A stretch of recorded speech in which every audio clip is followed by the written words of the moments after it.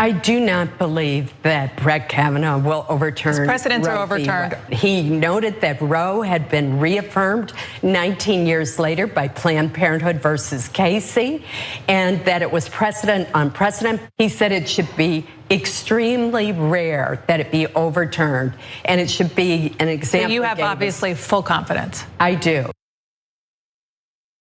Okay, so of course that is Susan Collins. I thought we were gonna have Kavanaugh there. Maybe we'll get to it eventually. Anyway, Susan Collins reassuring us in advance of her voting for Kavanaugh that, like, why are you guys freaking out?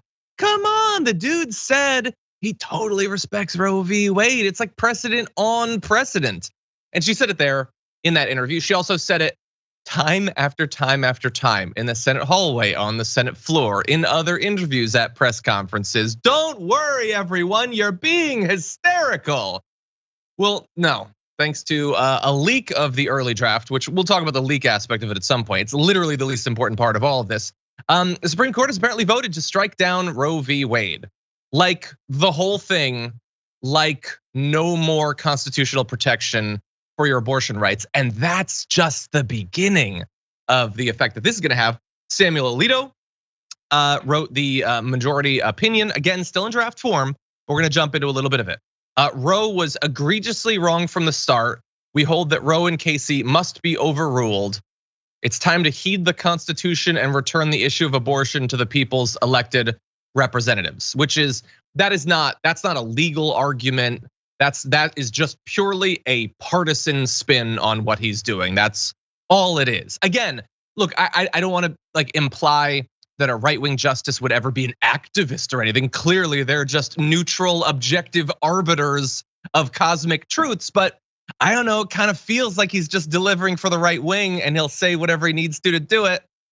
Anyway, overall, he says the inescapable conclusion is that a right to abortion is not deeply rooted in the nation's history and traditions. And that is the money statement for a couple of reasons. One, the idea that the only rights you have are those that are deeply rooted in our traditions is absolute BS. That's not a real argument. The Ninth Amendment literally states that just because rights aren't listed here doesn't mean that you don't have other rights.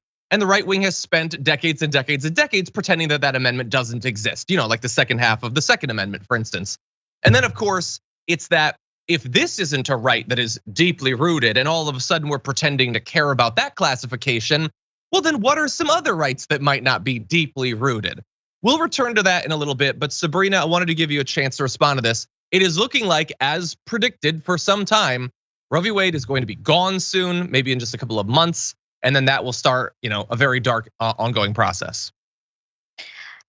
It's scary how even in writing it said that he wanted the decisions for abortions to be handed over to the state representatives, when obviously that decision should be made by the pregnant people. It should not be in the hands of your representatives like that in order for them to say no. And yeah, I do think that abortions absolutely aside, I think, like you said, it's gonna be scary to see what happens for other rights as well. Yeah, 100%. Yeah, no, all this is BS. And so look, from someone like Alito to your Ben Shapiro's, they're all to some extent, some of them cloaking the obvious partisan, Christian dogmatic like rationale behind this as like they have to pretend that it has some basis in the law or whatever, like they care about returning things. They tried to outlaw gay marriage at the federal level. Where was your respect for individual state liberty and all that in that case? And then of course you pointed to, they certainly don't care about the people. They've been doing this pretend thing for like the last couple months or whatever, that they're all about liberty and freedom and free speech and just get off of people's backs and let them do what they want to do. And don't do any massive infringements like asking them to wear a mask or something. But maybe they'll allow little things like the government getting to decide what happens in your uterus. That's up to them, not up to you. You're just a stupid, dumb woman. What the hell would you know about your body or your life or your choices or your rights? That's what all this is. From Samuel Alito to Amy Coney Barrett to your Ben Shapiro's and all of that, they are either hardcore Christian zealots or they're cosplaying as hardcore Christian zealots to distract the base that they have so little respect for so they can keep their taxes low. That is what all of this is about. And they aren't the only people to be pissed off at. Let's be clear, there's plenty of more of that to go around. Many of those are Democrats, but we need to get into just a little bit more about this. And we have to bear in mind along the way that in theory, this is just a draft opinion. It can change.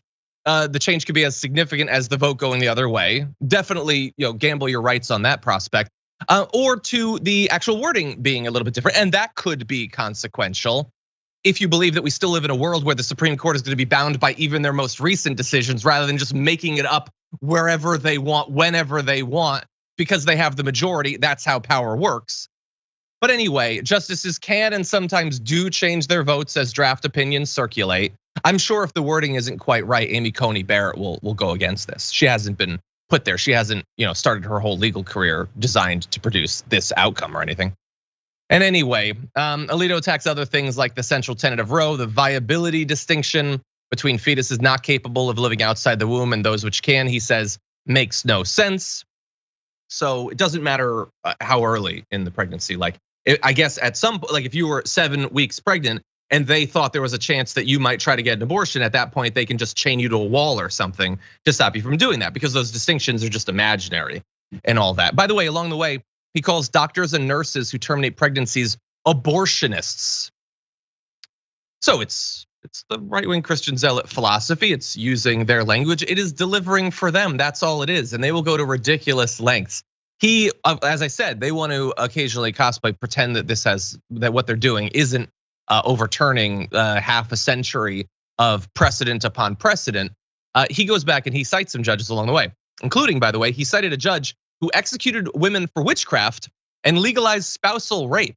Now, he doesn't acknowledge that when he's citing the individual judge there, but that is who he's citing. And I think that's actually kind of perfect. I think that's very appropriate, because we have this mistaken assumption that we've come a long way from being able to just casually point a finger at a woman and declare her a witch. And so then you get to throw her in a river or something. We had this like nice period along the way where we pretended that we cared more about women's rights and autonomy. And no, we don't. It's all contingent. And it's time for women to be burned at the stake once again, if that's what it takes to keep the right wing base so freaked out about everything that they don't realize that they've economically fallen even further behind year after year after year. They have no prospects for the future, and the right wing is never ever gonna deliver for them.